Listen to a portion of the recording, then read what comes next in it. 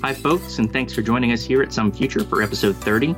That's right, we're 30 in, Chris. 30, the big 3-0. Yeah, it's the 30th episode of our podcast. We are your hosts, Jack and Chris. Hey.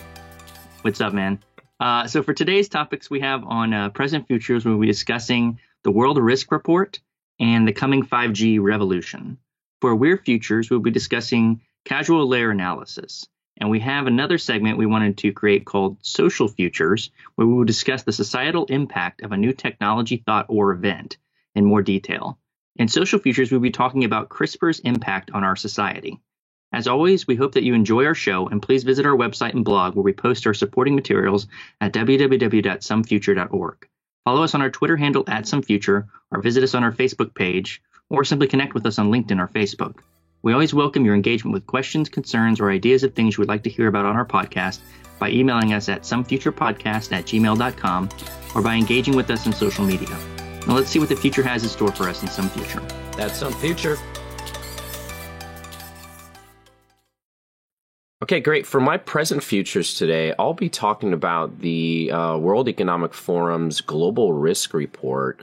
So for those of you who don't know what the World Economic Forum is, it's essentially, I mean, I'm assuming, I don't know if it's Bilderbergers or all the most powerful people all around the world come to join. You hear about these big meetings, but the World Economic Forum is really probably the of the least conspiracy, or maybe it's the most conspiracy. I don't know. I mean, has many celebrities, journalists, political leaders, business leaders. They all come to Switzerland once a year. Typically, it's around the same time. It was just a couple weeks ago. Actually, our former boss goes there all the time, which is kind of cool. Mm-hmm. Shout out to Gurvinder at Wipro. So the World Economic Forum, it's a host meeting essentially for all these folks to sort of come together and discuss the most pressing issues that are facing the world. And so, around this time, there's typically a report that comes out where to discuss some sort of economic or geopolitical thing, and it sort of has some major ramifications. So the World Economic Forum, it's global in nature, right? So there's regional meetings, of course, located all over the world, but this very important one in Davos, Switzerland, at a mountain resort there, where all these folks come together to figure out, how to fix the world. So it's really interesting because, at the same time, there are futurists. There are folks that are exploring these ideas. And then, of course, those ideas get expressed every year around the same time in January, which is a great, sort of futures thing because we're able to sort of plug in what are the ideas around, that are shaping world problems, issues, things we have to worry about.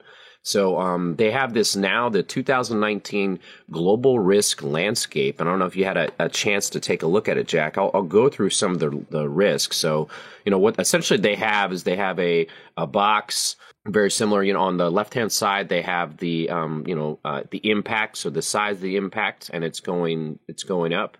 And then, of course, the likelihood is on the x-axis, and that's going, to the most likely. And there's some really, some broad things that are happening here that cover sort of all different types of problems. Weather and climate change actually play a predominant sort of, view here. So we've got extreme weather events is probably the biggest impact and the most likely, according to the World Economic Forum. We've got failure of climate change migration and adaptation. So this is actually what happened with Syria and many other places around the world. You see Bangladesh, this may be a problem where, climate change migration is definitely going to be coming. Natural disasters is up there as well. And biodiversity collapse, something that we've actually talked about on this show, as well as man-made disasters. And I'm thinking, not just things like Fukushima, but also just where we put our houses and buildings.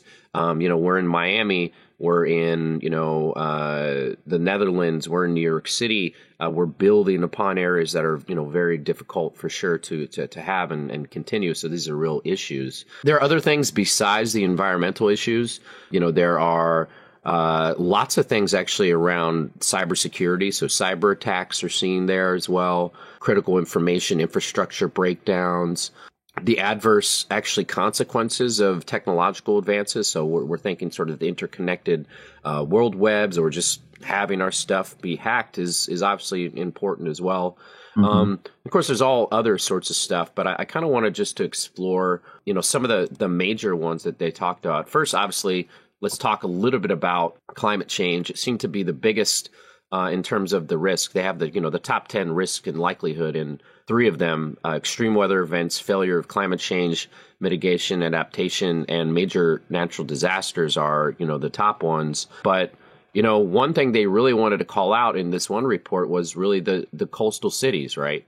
So according to the World Economic Forum, 4 out of every 5 people impacted by sea level rise, they live in East Asia, they live in Southeast Asia. So we're talking, obviously Indonesia, we're talking Bangladesh, I was saying. But there are a lot of major cities in and around the world that could be, could cause damage. And, I know we don't talk about politics in here. I know there's a big, we try to sort of stick out of that.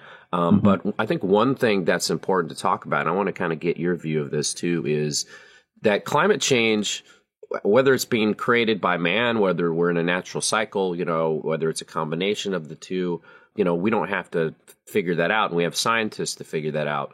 But if there is a chance that these delta cities, right, that will bear the brunt of these rising seas. And let me just go through the 340 million people that live in deltas right now. So Dhaka, Bangladesh, as I was saying, Guangzhou in China, Ho Chi Minh City in Vietnam, Hong Kong, Manila, Melbourne, Miami, New Orleans, New York, Rotterdam, Tokyo, and Venice. Do you recognize any of those cities, Jack? Yes. Yeah. I mean, these are, some of the world-renowned cities, things that we know about. I mean, one is right down the street from me, New York City. Fantastic. And these are going to bear the brunt of rising cities around the world. I just saw that there was a hole underneath an ice, I think, berg, or an ice cache in Antarctica, which seems to be developing and shrinking, which they're saying will cause major flooding, around the world. So this is major issues. And I think what we forget about when there's this whole is it real and is it not thing is that, well, it's coming regardless. You have to be sort of aware that it could come, and it will have devastating damages, trillions of dollars of damages to these delta cities and other cities like this. So, I think it's a major liability and it's something we should talk about. I mean, what do you think? I mean, you and I have talked about this before, and the fact that, so I mean, I see coastal cities and they just continue to grow. It's like they don't care that the waters is going to keep rising and sink these cities. So I live in Atlanta, and I've seen the maps of like what if like the ocean rises 10 feet or something like that, and it actually it gets rid of most of Louisiana. I think the ocean actually, Atlanta becomes a coastal city, basically, if it gets to where they're projecting in 2050. I don't know. I mean, I think that obviously we're not doing enough to stop it. For me, it's not necessarily is it a man thing or man-made thing, or is it the Earth doing something? But and the fact is that we need to figure some solution out. I don't care what's happening, but we need to come together and do something about it. I think of the movie that came out in 2017. I don't know if you ever saw it, called Geostorm, where they had the satellites up in the atmosphere that controlled the weather, and the satellites broke down and it caused all this devastation.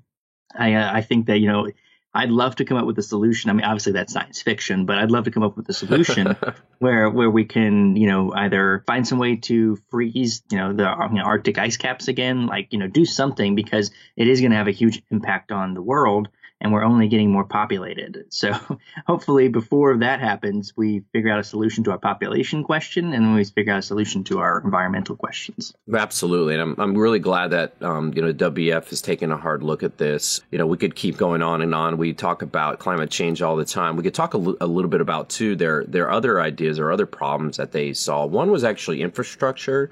They did bring up infrastructure a lot.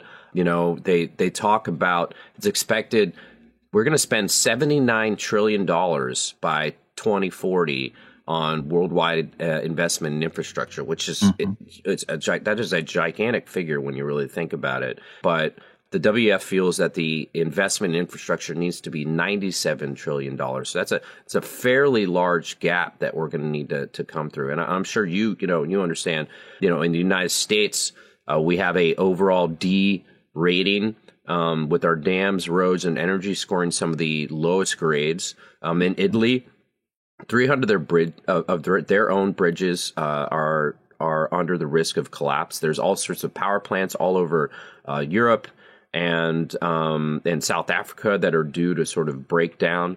And India has actually 10 of the fastest growing cities globally, but it's got major infrastructure needs and whatnot. So this is a real global problem.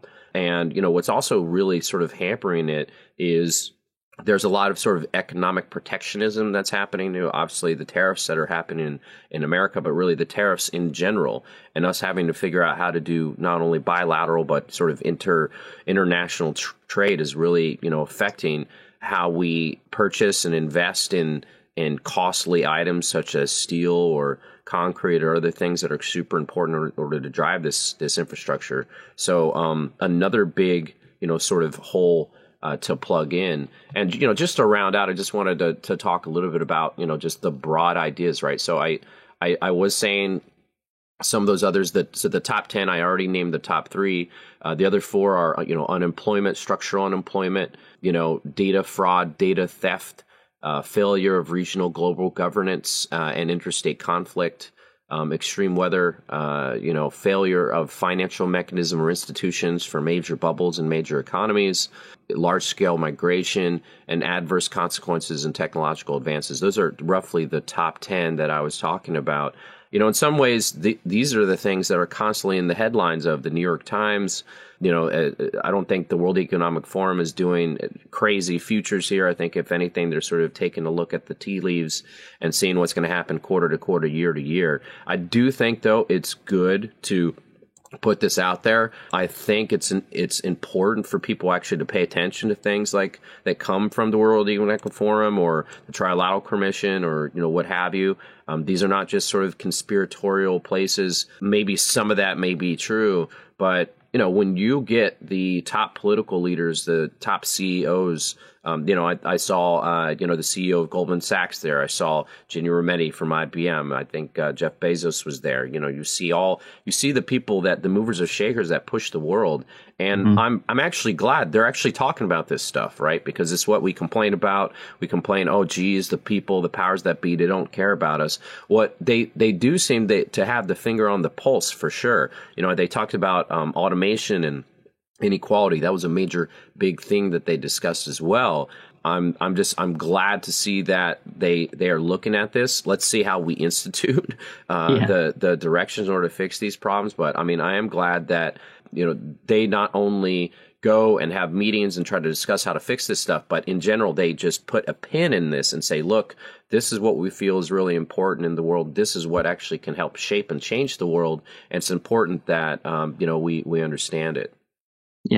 Yeah. So one thing that I agree with you. So I read the report too, and one thing that I saw, like the overlaying theme that I keep seeing about this, is that it's all divisive issues. One thing that it's just funny is that quadrant. It looks like a magic quadrant. Really is what they come up with. Really, what I see a lot of is shout out to Gartner. Shout out to Gartner Magic Quadrant. Sure, yeah, yeah.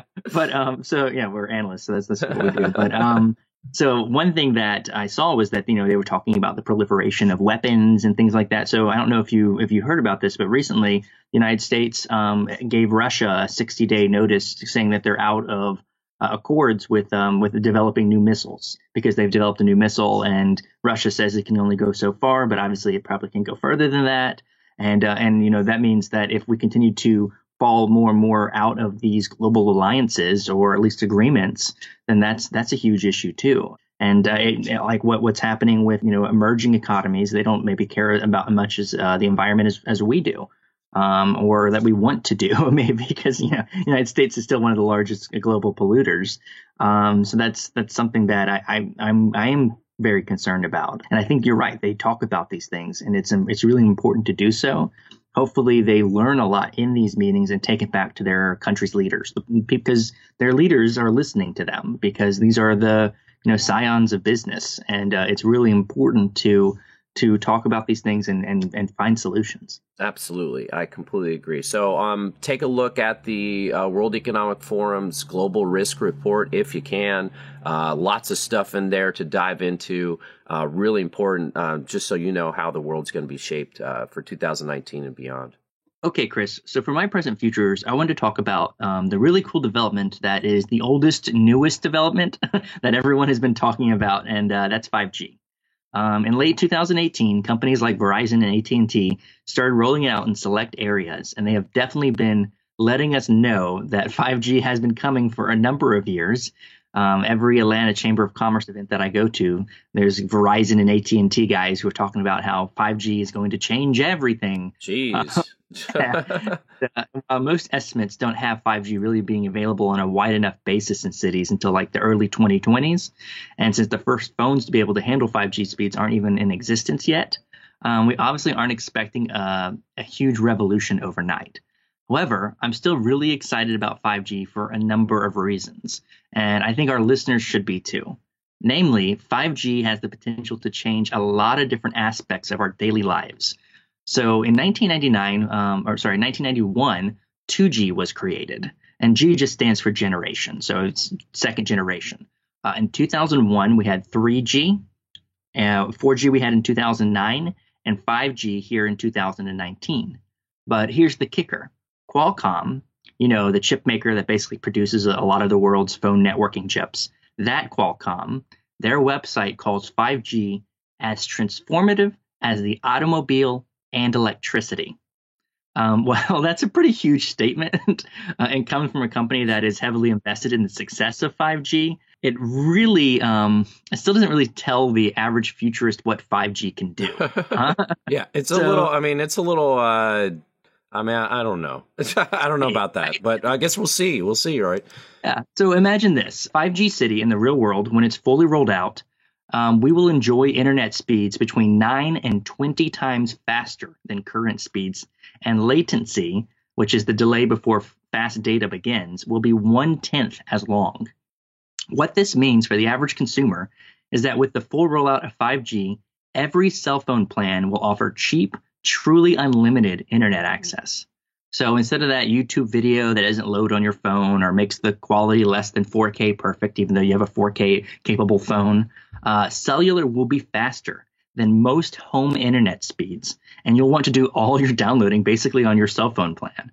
Phone themselves will even become even more powerful devices, as they will be able to truly bridge the gap, and it will feel like you have a real computer processor in your hands, as it will be able to connect over the 5G speed to give you additional computing power, maybe to a processor based in the cloud.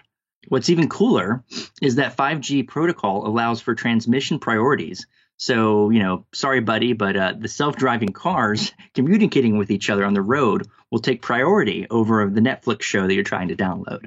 Probably the worst thing about 5G is that it will take a lot more cellular transceivers because it operates at such a high frequency that it requires boxes every 500 feet.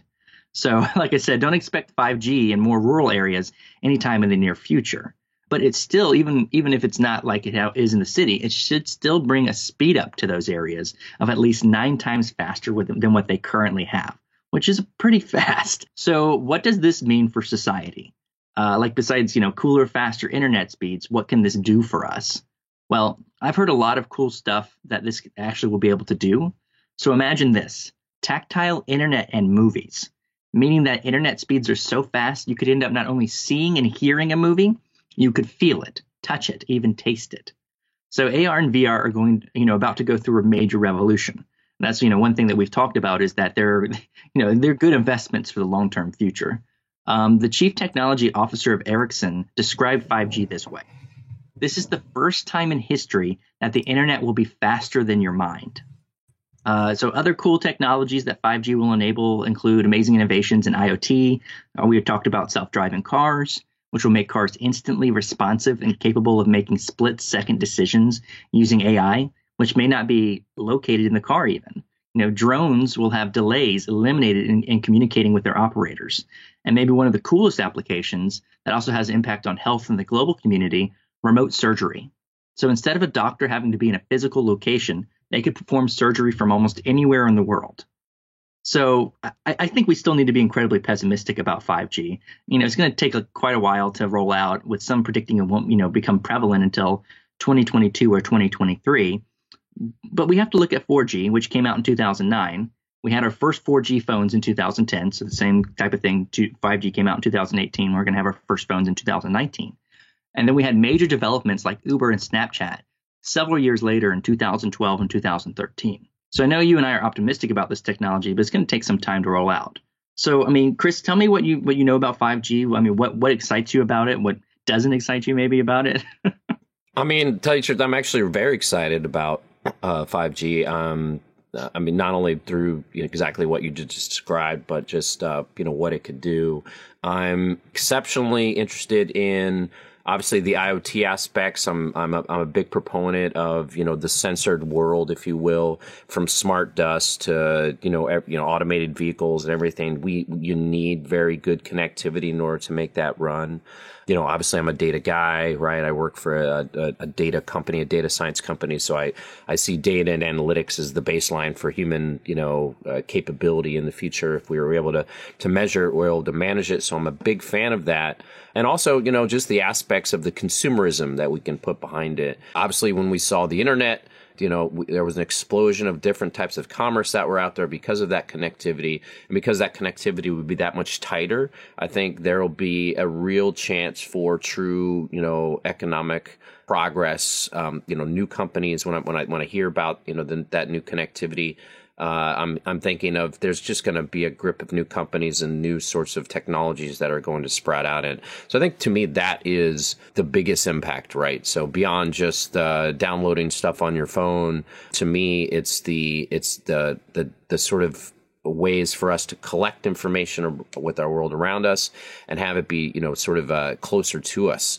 So we could sort of analyze it, make better decisions, and then figure out new ways in order to interoperate as a society. So I think that's really fantastic. The fun stuff, is also the consumer stuff too. So obviously AR, VR, the chance to do things like, oh, hey, I'm just going to put on my VR goggles and, go put my feet in the sand and pretend I'm like in Hawaii or something like that, right down the street, and then just take it off, and there'll be no slowdown, no lag, and be super, super interesting. So it's just, I think the power of 5G is very much going to be the same thing as sort of the power of the ever progressive internet age, right? And we started up on dial-up. You and I are both the Zennials or whatever we are, the between Gen X and the millennials.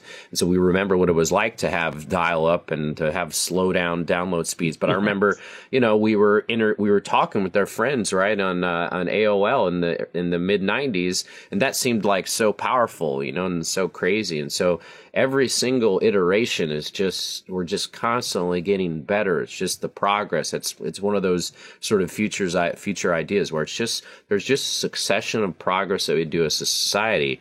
When I put on my futurist hat, right, this is definitely more of a presentist, right? It's going to come. We know it's going to come. We're able to understand how it's going to change the technology. But when I put on my futurist hat and I think, well, how's what's 6, 7G, what's 10G going to be like? We're talking interspecies communication, possibly, understanding, exactly how much plants are changing or evolving in front of us. I mean, there's no break to this thing that we call, human endeavor, because we have this interconnection between our information networks, and it's outstanding to see. And I'm a big fan of it. I can't wait to see what happens when 5G takes over.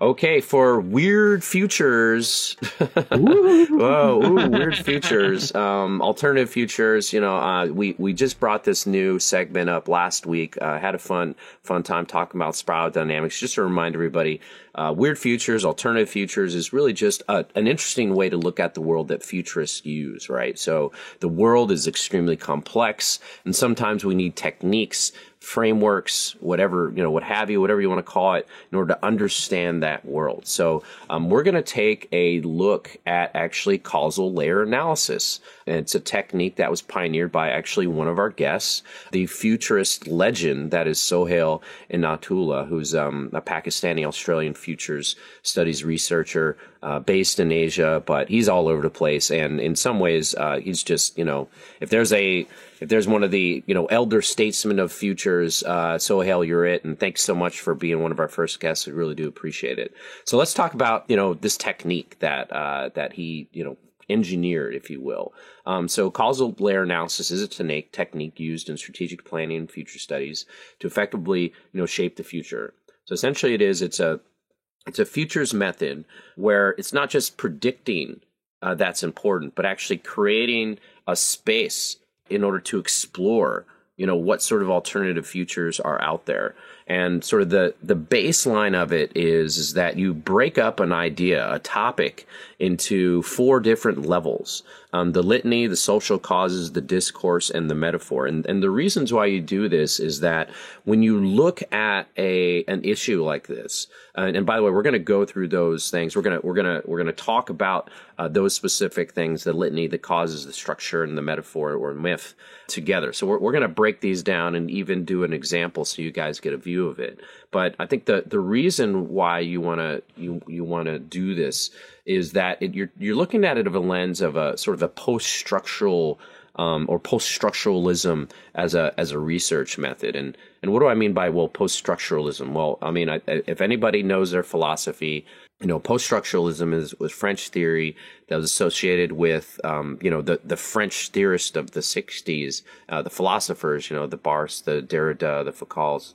And it's essentially understanding that human culture is sort of created with structures. So, whether it's language structures or abstract ideas, so understanding how things are coming together. And what post-structuralism tries to do is sort of break that apart, break down those structures, sort of pull them apart so you can sort of understand how they interoperate.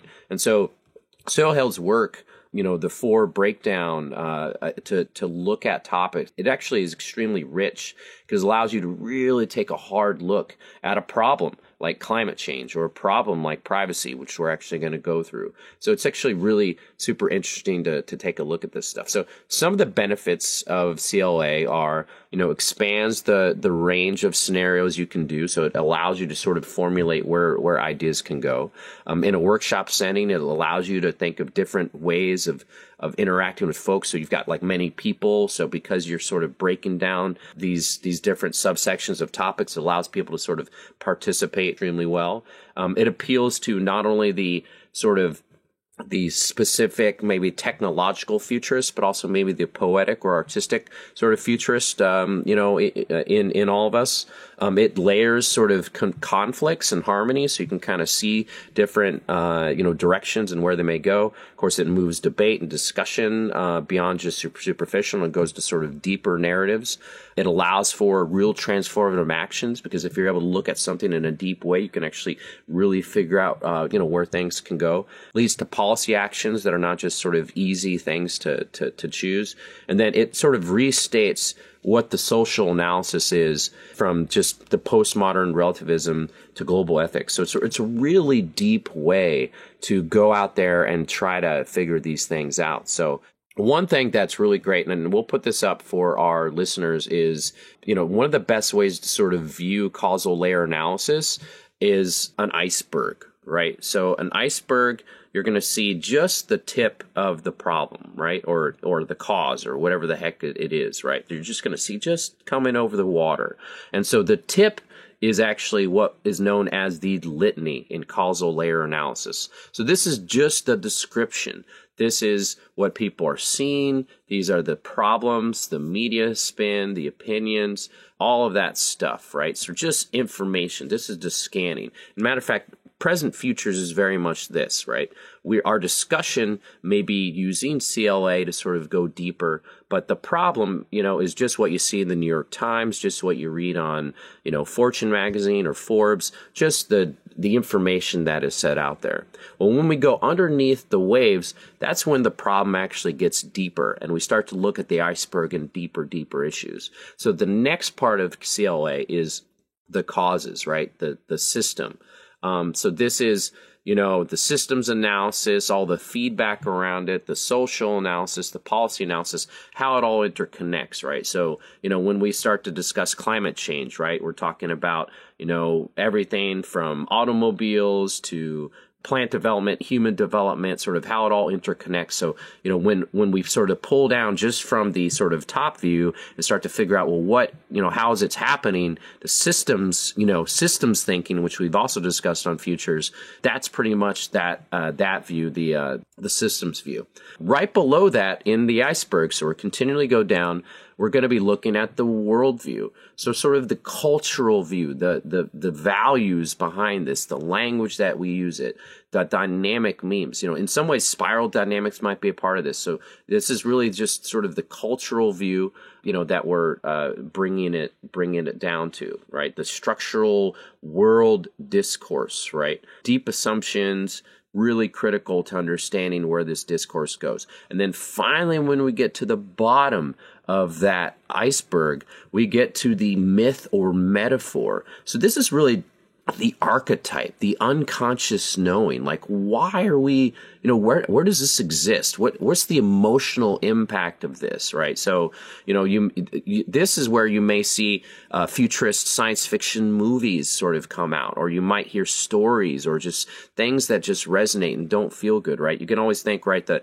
myth behind War of the Worlds, right? The HGG science fiction book is, right, the fear of the unknown, fear of the alien people coming over. When it comes to climate change, that might be the planet with no people, or, us dying off because we kill our the thing that houses us. So it's pretty crazy to see how sort of deep you can go. And then one last thing, just to kind of put us through a more topical example of how we would use CLA to sort of go through things, is I saw this really great presentation, and it was really quick for us to go through because, I really wanted to get your thoughts on CLA and how we could use it as futurists to understand, things just deeper, I guess. But I found this great example was about privacy, something we talk about all the time, right? It's Forbes article, privacy is utterly dead and we killed it. So what does this mean? That would be the litany, right? We're all on iPhones, we're all on Facebook, we're all on Twitter, and we sort of got rid of our own privacy. So we sort of know that it's something to be known. When we look at it from more of a systemic view, so now going down that iceberg, we could see that our modern lifestyle, it requires us to spread and connect information. So because, we want, and we talk about all this time, to be connected, that means that we're going to have a decrease in privacy. So you could see how, we could sort of talk about the systemic reason for that privacy being viewed. Then we go lower, we talk about the worldview, and privacy is sort of an opposite of openness and sort of a shared global lifestyle. And, one thing, remember, we talk about when it comes to spiral dynamics just last week is how maybe a more interconnected world is something we may want to see as important. But of course, that worldview might not be the same. And as you can see, worldview has a big impact with how you understand how different countries may look at privacy as well. And then when we get to the bottom, the myth part, the very bottom of that iceberg, this person thought that privacy is maybe a sacrificial offering, an offering where we get rid of privacy in the future because we have this sort of interconnected world, right? Now, of course, there could be different people using different views to create their own CLA for privacy or climate change or, any other topic that we want to pick, right? But I think the idea around CLA is going deeper into the issues to understand that it's more than just the topics, the headlines, the trends, the systems thinking, what's going to happen geopolitically, or even what's happening, in terms of a science fiction view of it, right? The metaphor view, the myth behind the reality. But I think it's about bringing all of those views together to kind of, think about effective ways to be able to change the dynamics of what's happening for that topic. So CLA, extremely rich way of viewing the world. I'm really glad Sohail was able to bring this to us. And actually, CLA, every futurist knows about it. It's extremely popular way to kind of dive into topics, and just interested to know what your thoughts around it. Yeah, man, I like it because, I mean, it is a way to look at the very complex world of futures. It's a way to make it understandable. And, obviously my history and my background is in political science. So this is something that I use for understanding politics and being able to figure out why, per se, Donald Trump was elected. We look at all these different things, the mythos and everything. And this is a great way to look at the world in general. I think that if you are a scientist, whether a political scientist, a futurist, something like that, you understand you have to get these different worldviews, societal and everything like that, in order to really understand what the topic you're looking at. Because you don't look at it in all of these different methods and these different ways, you may be missing something. And I think Sohail really does a good job of trying to, so that you can look at all of the different ways of something, why it happened, what's the cause, et cetera. And I think that that's really important it's a good tool to have in your tool belt if you're a futurist, or if you're an aspiring futurist. If you want to do something with learning more about a certain topic, this is a great way to start that. That's fantastic, man. I mean, you hit a couple things that are absolutely important. I think the deeper aspects of research is important there, right? So I think the aspect that anybody can take this idea and run with it. CLA can be used for any topic. It could be used for your quarterly planning, your yearly planning. It could be used for, long-term futuristic planning. I think that's impactful.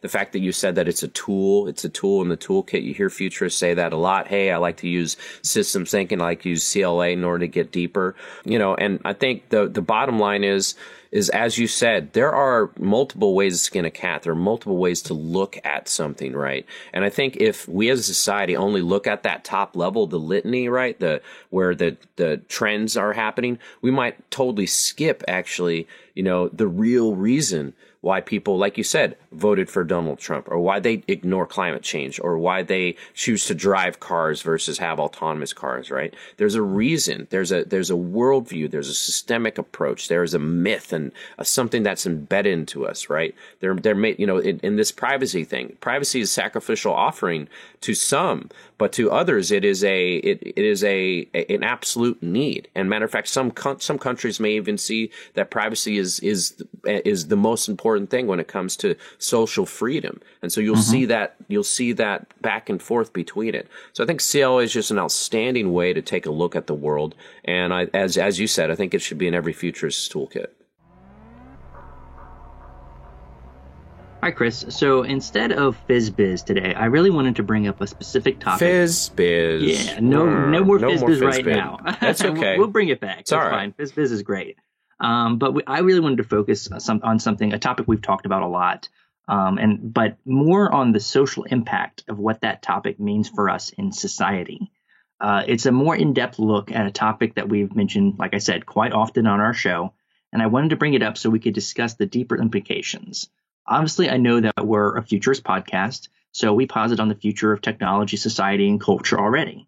But for this segment, which I'm calling Social Futures, I wanted to bring up something that I think is seriously on the verge of changing our world, and in some regards is already doing so. And that technology is CRISPR-Cas9 and its related applications.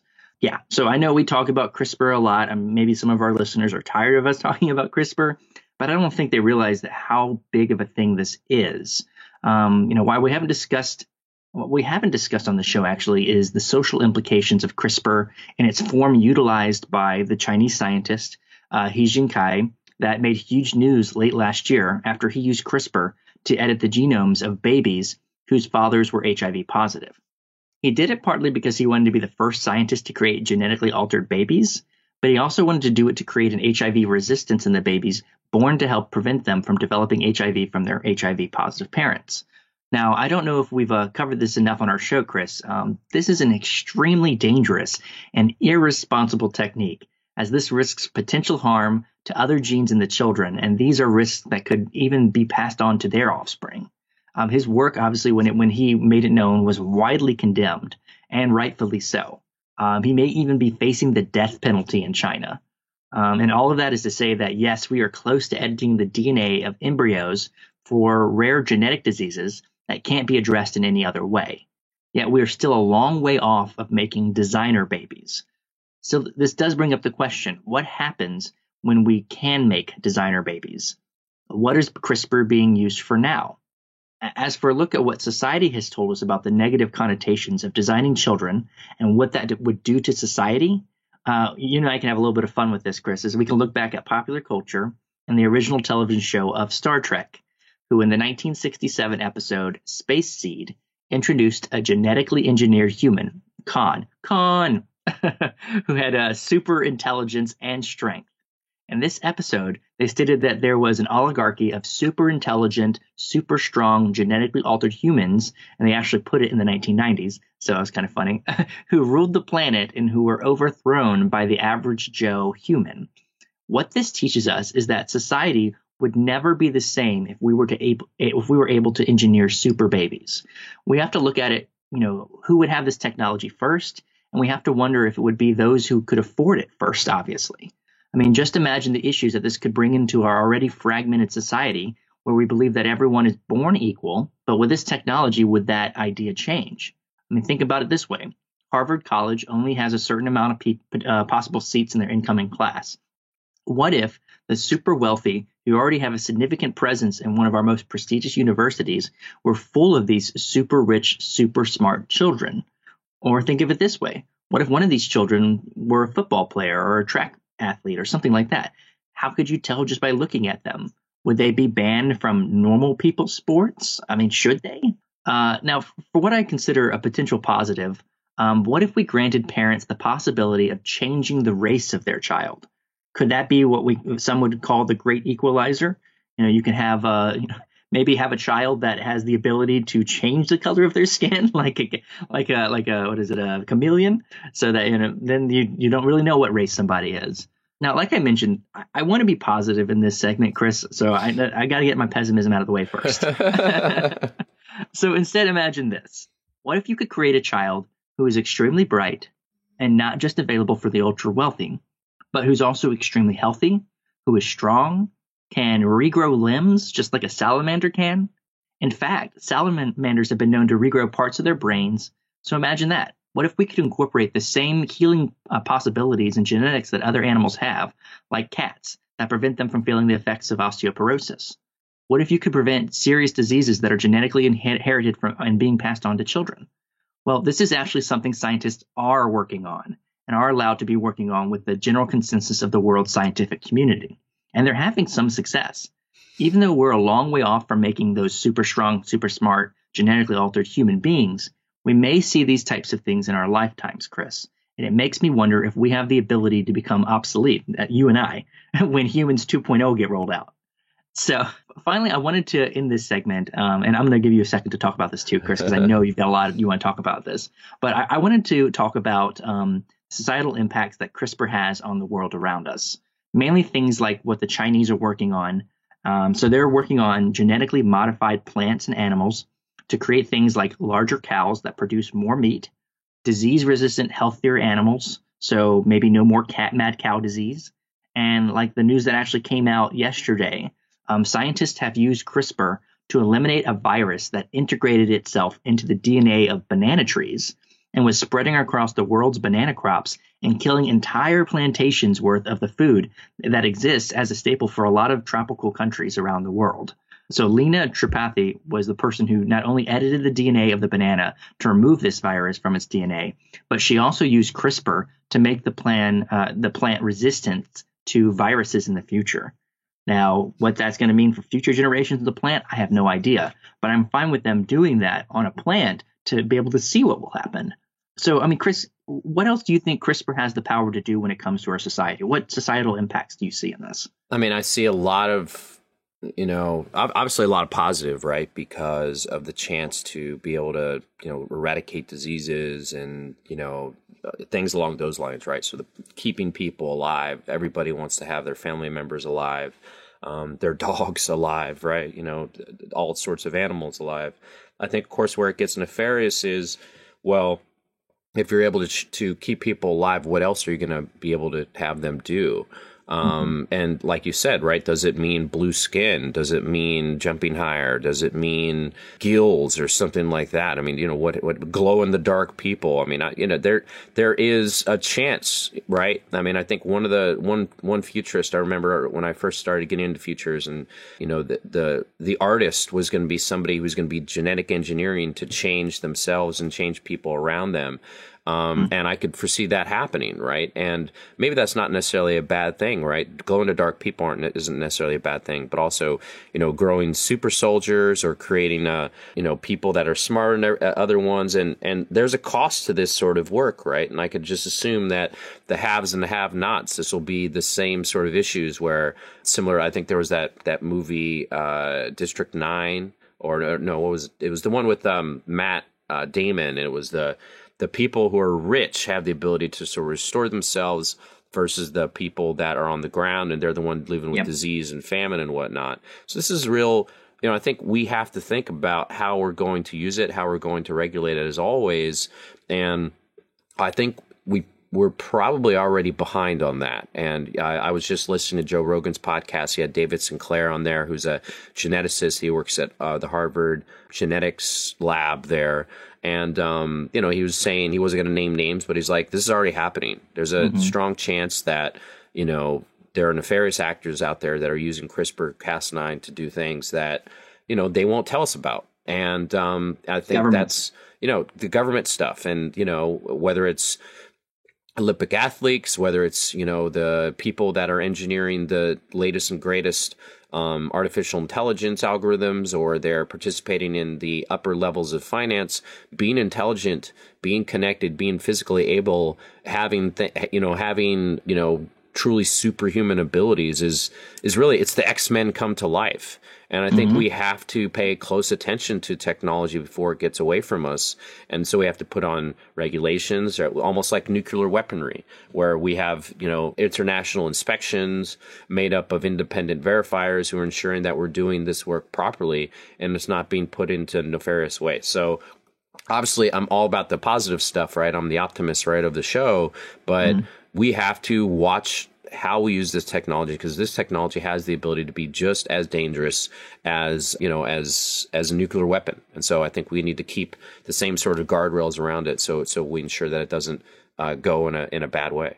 Yeah, well, and Star Trek is like, they actually, even though we've talked about Star Trek on this, they posited that idea. They said, look, what ended up happening in their fictional world is that they banned genetic engineering on human beings. And it was completely banned in their society, because how do you ensure equality? How do you ensure, that the human genome won't be completely messed up? I mean, I've seen some really cool applications of this. So recently there was a baby who had cancer, and they tried everything else to heal the baby, and it wasn't working. So what they did is they actually altered the T cells inside of the child, and they implanted them in the child, and they were designed to kill just the cancer cells. And it was extremely successful, because, they had basically altered it to, target the specific cancer. And that's, gene therapies, all of these things are occurring right now. And like, I think we're really not that far off. We're going to see it in our lifetime. And, I hope, that people will, we will see this, and it will be a good thing for society. I think that, people could live much longer, healthier lives with CRISPR, but it also gives us this weird ability to play God and to alter all living life. And that's something we have no way of being able to predict what that ends up meaning for our society. Okay, great. So for the interview segment of the podcast today, we have Zvi Bisk, who is a futurist whose approach is historical and strategic. Pretty much how to get from here to there in order to achieve desired futures. So his expertise ranges from specific Jewish issues to global development, environmental issues, to the spiritual future of humanity in the space age. Zvi keynotes conferences and gatherings with the aim of clearing away the rubble of conventional thinking and ways of doing things. He also creates workshops and seminars geared for releasing creative energies inherent to organizations and individuals. Some topics Zvi has explored include mitigating the Israeli-Palestinian conflict, the future of Israeli diaspora relations and its impact on the Middle East, how the space age obligates a revolution in philosophy and religion, and for the topic that actually we're going to be exploring today, why there are actually no limits to growth, how science and technology enable a world population of 12 billion to achieve an American standard of living with zero negative economic impact. Well, wow, Zvi, this is it's really actually environmental impact. Environmental impact. Pardon me, my apologies, and thank you for that. And I'm pronouncing your name correct, right, Zvi? Yeah, that's right. You got it. 100%. Well, thank you so much. So this is a really meaty topic, and we really love sort of tackling ideas like that. Right? No limits to growth. Essentially, we have the technology, the strategy, and the ideas right now to have a sustainable planet. And this is really quite the statement, right? So because all of our listeners, they hear gloom and doom and the end of planet on a daily basis, seemingly. So Zvi is wondering, can you just explain broadly why there truly are no limits to growth? Because there's no limits to the American imagination. I recommend a book. I should have had it in front of me, but I don't. Called The Infinite Resource by Ramaz. Oh dear, I'm not prepared. I get an F. Anyway, look it up. The Infinite Resource on Amazon. Human imagination and innovation and ability to innovate are endless. I mean, every single prophet of doom has been disproven since Malthus up to Ehrlich and up till today. I mean, it's just simply ridiculous. The minute we identify a problem, this is the ironic thing. The minute we identify the problem, we begin correcting it, whether we want to or not. I mean, it's not even volitional, and now it's becoming more volitional, so we're moving faster. The truth of the matter is, in the developed world, the environment has been improving for the last 20, 30 years. The environmental catastrophes are in the underdeveloped world. Development enables people to want to live in a clean environment. Environmentalism is really a kind of consumerism. We consume the environment. So since we become more sophisticated about what we consume, we want the environment to be clean. What person really wants to eat poison food or breathe poison air or drink poison water? It's illogical. So, but you're right. The prophets of doom have been selling this, and I just I'll quote you some. James Lovelock, the guy who popularized Gaia. So he writes, the whole idea of sustainable development is wrong-headed. We should be thinking about sustainable retreat. And then there's this environmental activist in Britain, George Monbiot, who says the campaign against climate change is a campaign not for abundance, but for austerity, not for more freedom, but for less. It's a campaign not just against other people, but against ourselves. I mean, what you're going to sell less freedom, you're going to sell austerity. I say environmentalism is good for the economy. I say that if we engage in a project to free the planet Earth from fossil fuels within the next 20 years, it will have the same effect on our economy, a greater effect on our economy that the space age, the conquest of the moon, had on the economy. Our entire modern economy, including this Skype conversation, is based on space. And when Kennedy said, let's get to the moon in 9 years or whatever it was, no economist in the world would have justified it on an economic basis. But our entire economy is based on it today, in one way or another. Can I give you some examples of what I'm talking about? Yeah, and I think that was going to be my follow-up question, and I know, of course, Jack's going to have some along the way. But, when I was going through your ideas on no limits to growth, obviously, right, there's a lot of things that get into the way of that, right? We're talking about energy creation, the ability to propel energy across the entire Earth and for all those 12 billion people, food production, possibly material science, the environment in general. So, is there a sort of a Those more... are exactly the things I'm writing about right now in the book I'm writing. Well, this is great. This is fantastic, right? So, I mean, obviously we could spend hours on each one of these subtopics, I'll just give you like... Yeah, sure. Is there one that is particularly more important than the other? Are they all important? Maybe you could just kind of give us a review. I'll just give you some general things that I call environmental first aid that can be done in 10, 15 years. Great. Okay. First of all, just so the United States policing the Persian Gulf to secure the flow of oil. I'm not talking about the wars, even before the wars, costs up over $100 billion a year in 2009 dollars, according to the Rand Corporation. In other words, between 1980 and 2017, the United States might have spent up to $5.2 trillion just policing the Gulf. Now, I guess what could be done with that money for alternative energy conservation, super efficient public transportation. And that amount doesn't even include the economic impact of petroleum-funded terrorism, 9/11, the wars in Afghanistan and Iraq, the additional economic cost of pollution in regards to medical cost, productivity, lost workdays, property damage. In 2017, Lancet, Commission on Pollution and Health, stated that the global cost of pollution is $4.6 trillion per year, 6.2% of the global GDP. I mean, the acid rain program has saved over $100 billion a year. Between 70 and 2017, the United States invested, why is environmentalism good for the economy? Listen, the United States invested $65 billion in air pollution control and received about $1.5 trillion in benefits. Now, what businessman in the world will not drool over an investment opportunity like that? Okay. I'll give you something more specific that could be done now.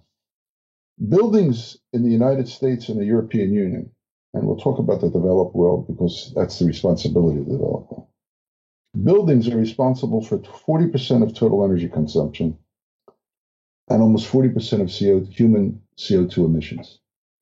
Okay? Using technology and methods available today, we could cut energy use in a typical building by 15% by implementing no and low-cost measures, and up to 40% by implementing deeper retrofit measures. That was already done in the Empire State Building. They retrofitted the Empire State Building. They cut the energy consumption by 45%, and it paid for itself in 3 to 4 years. They did that in the former Sears Tower in Chicago, cut energy consumption by 50%. Today. Now, why couldn't we have a program, let's say, retrofit America, retrofit Europe, and have retrofit mortgages backed by the government? So that people could, if you upgrade your building and save that kind of money, you've increased the value of the real estate by 2 to 5%, and you've cut your energy costs by 50%. Now, you couldn't get every real estate person in the country behind that. You couldn't get every part of the home improvements, Lowe's and Home Depot. I mean, you couldn't get the banking system behind it. I mean, now they have a product that they could sell to everybody, not to somebody who's building a new home. And the environmentalists, rather than selling gloom and doom, should be going and talking to these people. This is good business. And Zvi, I have a question for you on specifically on that, because obviously the world is what it is, and there's different societies and cultures and things like that. Absolutely. What effect does that have on your ideologies here? Because you have places like China where it's they may not pay as much attention to this.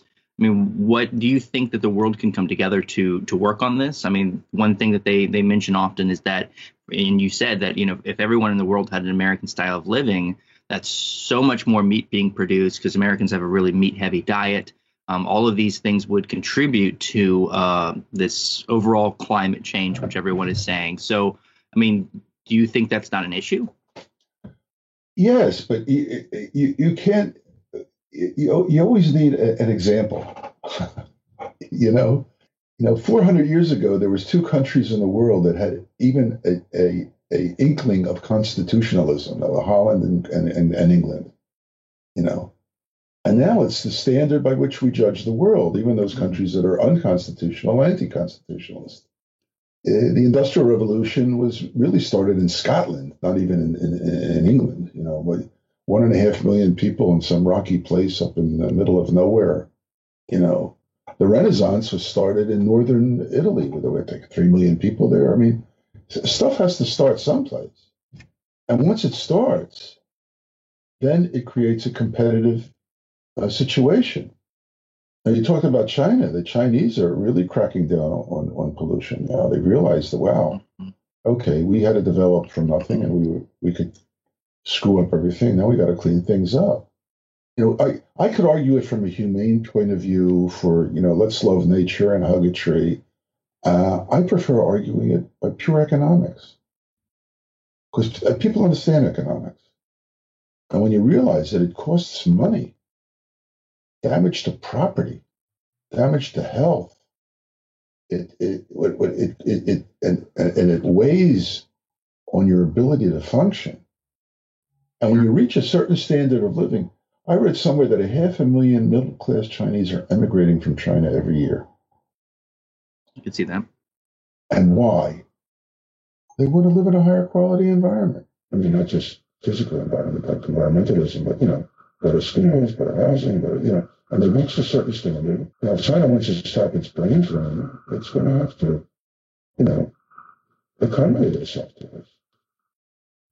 So the Chinese have an internal contradiction. What did Lincoln say? You can't have a state that's a country that's half slave and half free. Well, you can't have a country really in the long term that's half free market and half top-down communist. It's free market. You're going to have some kind of freedom of movement, and you're not going to build some kind of equivalent of a Berlin Wall to stop people from leaving. They're going to leave. Well, and so, Zvi, as far as technological change goes, towards your thoughts on this. So, one thing that we covered earlier in the podcast is we talked about CRISPR-Cas9, and we talked about how it's changing animals to be able to produce more meat, to be able to, and it has so many different possibilities. So do you put technology central in your thought of how we were going to be able to live in this higher living standards by these incorporations of these new technologies and development? Yeah, I'm not so sure about CRISPR, making fatter cattle and less food. I think if we're going to continue having animal protein, and we will, I mean, you're really going to ask Argentinians and Brazilians and Texans to give up steak? Yeah. I mean, you're going to ask 1 billion Muslims to give up lamb? Mm-hmm.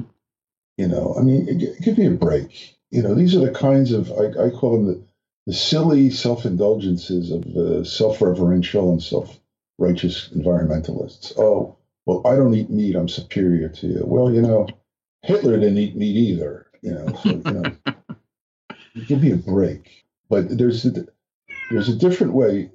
For example, one of the things I envision, and I think when you're a futurist, you have to engage sometimes in things that border on science fiction, but are realistic. I call it realistic science fiction.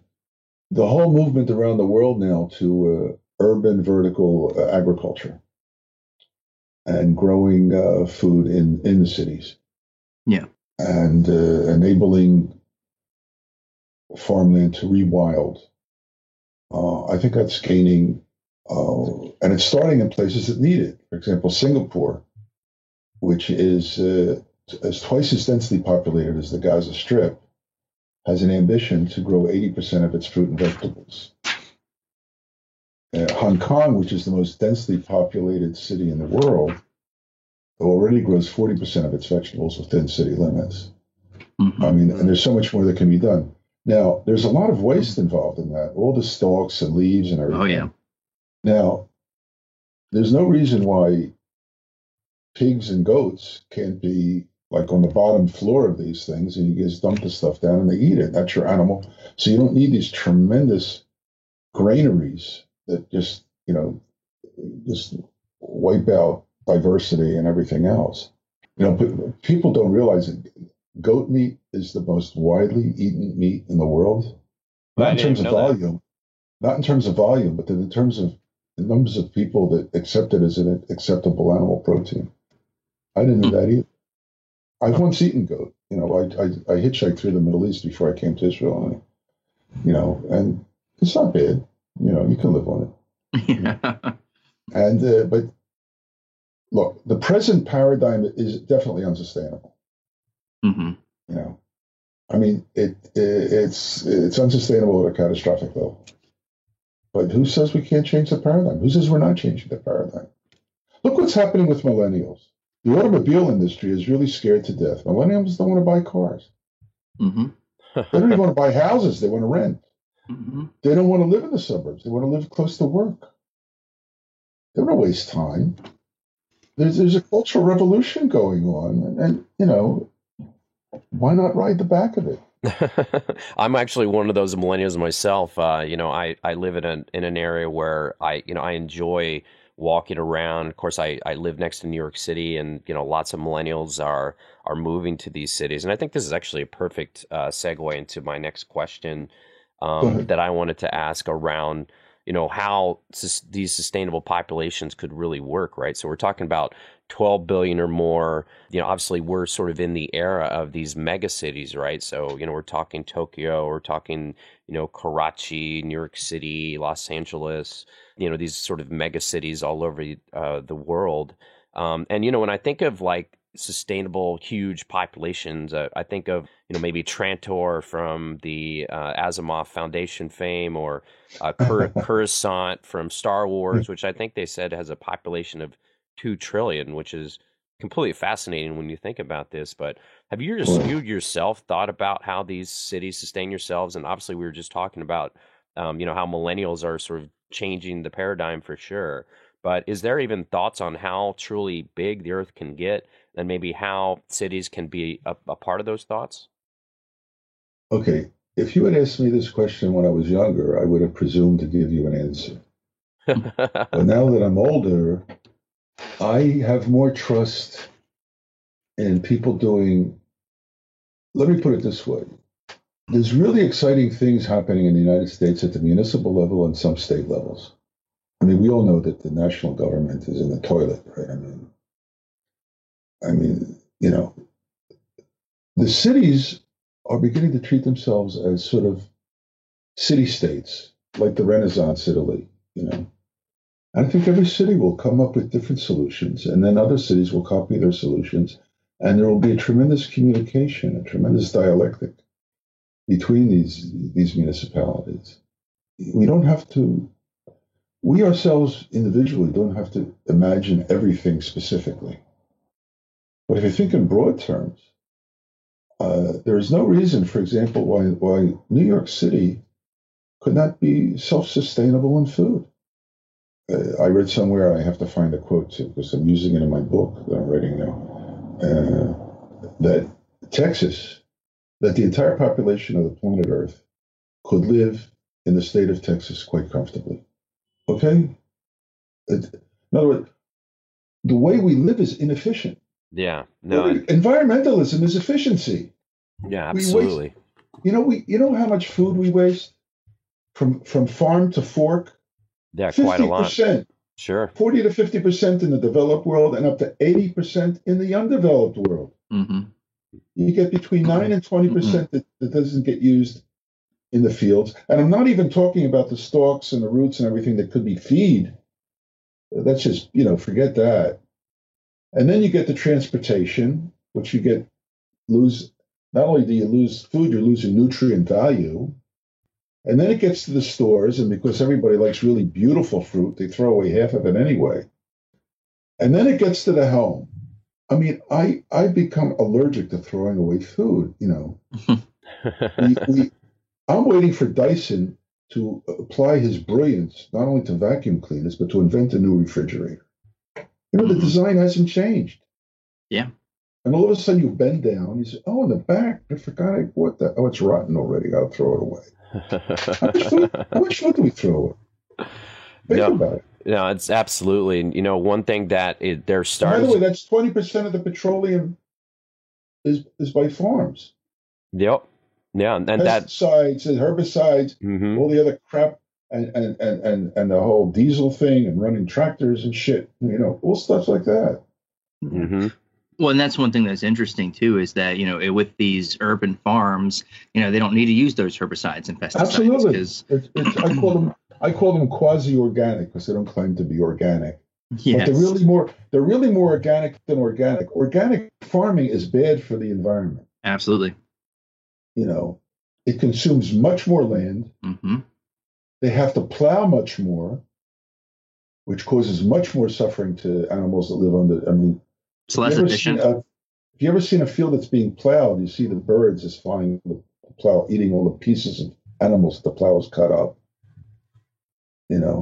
Well, so, and Steve, sorry to cut you off there for a second, but my one thing that, all environmentalists, this is something that they claim quite often, and I think at heart we are all environmentalists, is that we want the best for Absolutely. our planet and for everybody who lives on it. Yeah, I want the best for my kids and my grandkids. Sure. Yeah, and so what one thing that we cover is, as futurists, we talk about all these technologies that are being created. We talk about obviously the future, and one thing that environmentalists on one side say is that we have a finite amount of resources in the world, and no matter what technologies are developed, what we've got is what we've got, and that's it. So the whole idea of this conversation is this unbridled growth.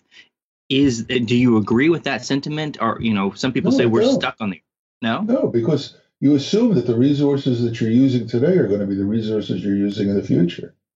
I think carbon nanotubes, when they get cheaper, are going to replace iron, copper, aluminum. They're going to destroy the mining. No, we're not going to mine anymore. Mm-hmm.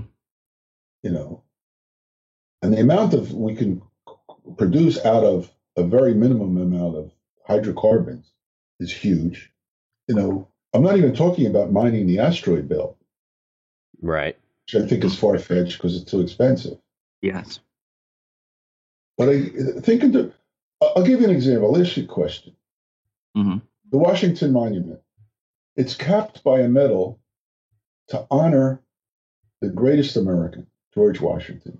At the time, it was the most expensive medal in the world. If you had been invited to a banquet by Napoleon III, he would have eaten off of this plate, and you would have eaten off of gold. Mm-hmm. What metal are we talking about? Oh, I don't, aluminum. I'm not sure. I'm not even exactly. sure. Aluminum. Aluminum. Good guess. Yes, good guess. Aluminum. And then a Frenchman and an American together 2 or 3 years after invented a process that turned it into the cheapest. Mm-hmm. Interesting. A Coca-Cola can today costs like between 3 and 4 cents. If it had cost us what it cost when we put it on the Washington Monument, it would cost about $1,200. Okay, what was the most expensive cloth in the 18th century? More expensive than silk. Cotton. Cotton. Oh wow. See, I'm just doing really good on these guesses. Okay, your iPhone or whatever phone you've got, I've got some piece of crap. Even my piece of crap has 10 times the computing power that NASA had when it put Neil Armstrong on the moon. Yep. Your automobile has more computing power than NASA had. Well, then, and the computing power is nothing. In other words, we're constantly developing new things. So could you say then that we are entering a new age, more of like a creation age, or a molecular age? Because all of these things that we've mentioned, all of these technologies are creating new ways of doing things, or new, creating a meat out of a petri dish, creating all of these things, GMOs, all of that is being created right now, like I said, on the molecular level. And is that the key to this unfettered growth? I don't want to call any one thing the key. I think the definite article is a very big danger to rational discourse. I can agree with the that. left, the right, Sure. the middle, the intelligent, the schmuck. The we have to during the Renaissance, maybe 10 million people in the face of the planet Earth knew how to read and write. Did you hear what I just said? Yeah. Now we got 4 or 5 billion people that know how to read and write, and more. Mm-hmm. I mean, hello. Yeah. We're in a whole different place. The thing is, we're selling pessimism, and we're in universities are the biggest criminals in terms of selling pessimism. Mm-hmm. This whole postmodern thing. I'm writing that in the media.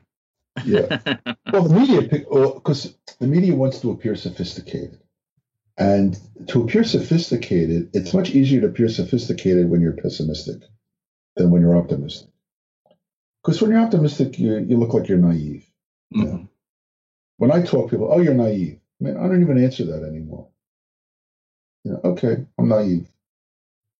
The founding father, who's really naive? The founding fathers of the United States. Boy, were they naive. But it worked, better or worse. I think for the better, with all the bad stuff that went on in our history, the history of the state. Naive people do stuff. Pessimistic people don't do. People ask me, am I a pessimist or an optimist? Philosophically, I'm an optimist. Temperamentally, I'm melancholic because I read the papers and I watch the news and I want to throw up. But but what can you do with pessimism? If they're telling us that it's already hopeless, there are places in the United States that they're dealing with the global warming syndrome or something, that kids that are being treated psychologically because they're so scared of, what are we doing? We have to be teaching that we can do anything. We can solve every problem. Saveed, do you think that maybe we need to take a sort of a global reach, maybe when it comes to creating a no limits to growth planet? We were just talking about where cities are becoming their own city states, going back to the Renaissance.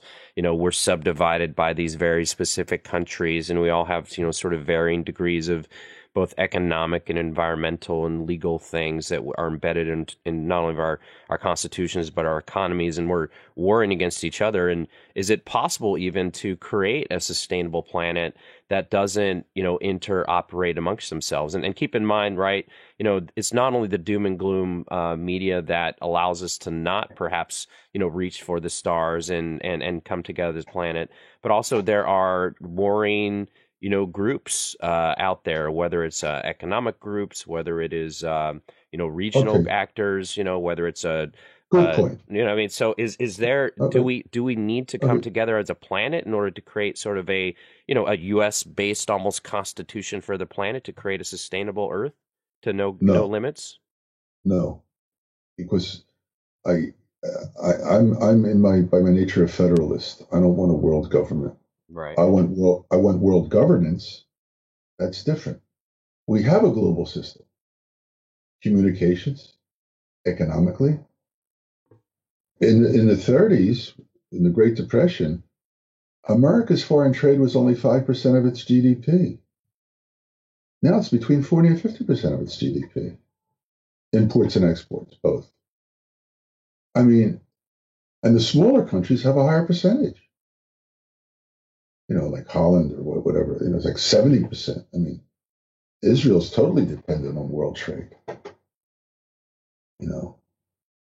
There is a global system, and there are forces that have an interest not to have this kind of cooperation. You have economic forces in the United States, like that would be really appalled by my suggestion about retrofitting America. Namely the energy people. They can't sell energy if nobody's buying it, or if they're producing it on their own. The solar or mini windmills or whatever, And then you have radical Islam. You have retrograde Orthodox Christianity in Eastern Europe raising its head. In this country, you have the ultra Orthodox Jews who want to rebuild the temple and reinstitute animal sacrifice. I mean, can you believe it? I mean, like, hello. I make jokes about it. I said, well, we don't even have to do it. We could get McDonald's to do it because the golden arches look like the Ten Commandments anyway. We could put it up there. We could have a salad bar. We could have a supersized Tuesday. Sacrifice a bull on Tuesday. You get 2 goats thrown in. I mean, you got people who seriously talk about this stuff, and you wonder, what planet you live on, and what age. But the thing is not to argue with them, just to do it. Just to do it. And once you do it, they're going to have to adapt to it. Well, it'll take a long time. It's not easy. Believe me, being in the Middle East and living. I'll give you an anecdotal example. I had a student doing his MA, a Christian Arab student from a town in northern Israel called Fasuta. And he was doing his MA thesis on the modern Arab family. And he said to me, Tzvi, look, you guys gradually went from the extended family to the nuclear family to the postmodern family. The extended family is the Hamula. The nuclear family is mom and dad and 2 or 3 kids, right? And the postmodern family is everybody doing whatever they want to do, right? I mean, when I was growing up, there was a family television. Everybody sat in front of the TV and watched the same show. Now every room has a television. Mm-hmm. There was a family car. Now everybody's got their own car. He says, with us, it exists simultaneously. We have the Hamula, the nuclear family, and the postmodern family living together. The tensions are unbelievable in Arab society. I think these are areas that when people talk about the politics of the Middle East, people ignore. The sexual frustration of young unmarried married men, Arab men. These cultural things have to be worked out within the cultures. There's no white man's burden here. You can't do it for them. So the thing is, go ahead, Tzvi. I'm sorry, interrupting. Go ahead. The thing is, for example, I go to, like today. I was in Meir Hospital. I exercise there twice a week, and my trainer is this Arab girl from a village 20, 30 miles. You wouldn't know.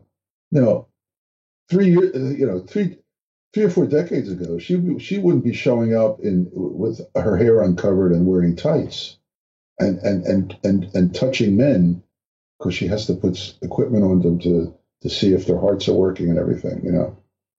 I mean, everywhere you go, you see it, and that's because they're living parallel to a society exhibit. So you adapt upward. You adapt to the new society. It takes time. My first wife was a Yemenite Jew, and was married 30 some years to her. And her family, I mean, her mother didn't know how to read and write. Her father only knew how to read. Her mother once asked me, who lives in America, Arabs or Jews? That was her knowledge of the world. Wow. Okay? And,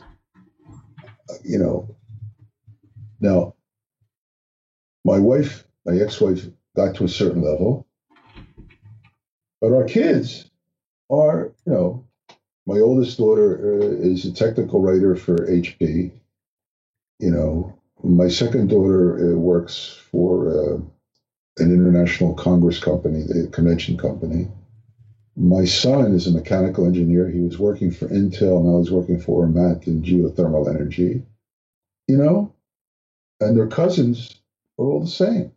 In other words, it takes several generations, but it happens. You have to be true to yourself and not be so apologetic about being developed. So, Tzvi, do you think then that perhaps the only thing that's getting in the way of humanity, achieving a no limits to growth and, creating this sort of interoperating, planet that can propel itself for the next 100,000, 10,000, 100,000 years is humanity itself. That we're our own, we're going to get in front of, the possible solutions because of infighting or, whatever, degrees that you're actually laying down here. Is that the truth? Yes, absolutely. Look, my job, or the job of any futurist, I call any futurist scenario a volitional final cause. In Aristotle's final cause, in other words, if I can write something that's clear, that says this is a way we might be able to do it, that itself releases energy. People say, oh, okay. In other words, we have a job to do too, people like you and me. It's not just to invent the new stuff, it's to give it some kind of coherence, to show that we're already within a new paradigm. And once you do that, you release more energy. Once people see it can be done, they go and do it. But if you keep telling them it can't be done, and you're going to have to go live in teepees and give up hot water, look, I'm telling you, I'm not giving up hot water. I'm not giving up air conditioning. I'm not giving up clean sheets. I'm not giving up eating steak once a month either. Sorry. Life is too short. I'm not giving up private transportation. People will make compromises on the margins. Like we now have a hybrid car. We wanted to get an electric car, but it was too expensive at the time. And there was no charging in. Okay. Hybrid car. I mean, that cuts our CO2 emissions from our car by 80%. We live in an area where I walk to do everything. I walk to the grocery store. I walk to this store. I walk to the dry cleaning. I walk to this. I walk to that. I walk to get my teeth cleaned. I walk everywhere. I refuse to live in a place where I have to get in a car to buy a quart of milk. I think apropos the millennials moving back into the city, it's the same philosophy. Why should I have to get in the car to buy a quart of milk? You follow what I'm saying? So totally. On the margins, but I'm not willing to give up modern life. I'm not willing to give up modern dentistry. The minute I go to dentist, I give sanction to the metallurgical industry, to the pharmaceutical industry, to the electrical industry, to the chemical industry. The entire industrial revolution is within. The example is the dentist, and it also produced the surplus wealth, the industrial revolution, to enable us to train this person for 5-6 years without ever producing anything. When I was a kid, we still didn't have Novocaine, and we still had slow RPM drills when I went to the dentist. I like Novocaine. I think Novocaine is the second most important invention after the wheel. So I have 3 stents. If that's 20 years old, 30 years old. If 20, 30 years ago, I would either be dead already or be a cripple. I'm vigorous. I dance 4 times a week. I exercise 2-3 times a week. I walk everywhere. I'm not willing to give up modern life. I think the Industrial Revolution was the most spiritual event in world history because it created the possibility to release human beings from drudge work. And the minute you release human beings from drudge work, you release the spiritual potential of human beings. Well, this is fantastic. And as a matter of fact, it's great because we actually get to use the power of humanity in order to connect with you today. And of course, you'll be still using that power when you do, your next work. And as a matter of fact, as we wrap up, just wanted to ask you, do you have anything coming up? Any conferences? I think you mentioned you were finishing up a book. I'm writing a book that's called Neo-Modernism, Rehabilitating Civilizational Optimism, in which one of the chapters in it is No Limits to Growth. Fantastic. And when's that coming out? Well, I got to finish it first. And I have to find an agent that really gets up in the morning and goes to work. I have an agent to be determined. If you know of any agents that are awake, let me know. Well, the book business is at a very difficult stage too. It's in a transitional stage, so I can't. I can't complain about them. Well, we're hoping to get and use this podcast as a way to, to use the great stuff that we're having in humanity to get your message out there. So, Zvi, thank you so much for joining us. Really do appreciate it. It was really great, hearing your, what I would say is a more positive view of the world. And I just, we thank you so much too for taking your time there in Israel. We are a global podcast, so we do appreciate it. We appreciate your time. Thanks so much. Thanks, Nick. A more positive view of the possibilities. Absolutely. Of the world, not of the world as it is. That's not so great. Okay. Okay, guys, you have a good day. Yeah.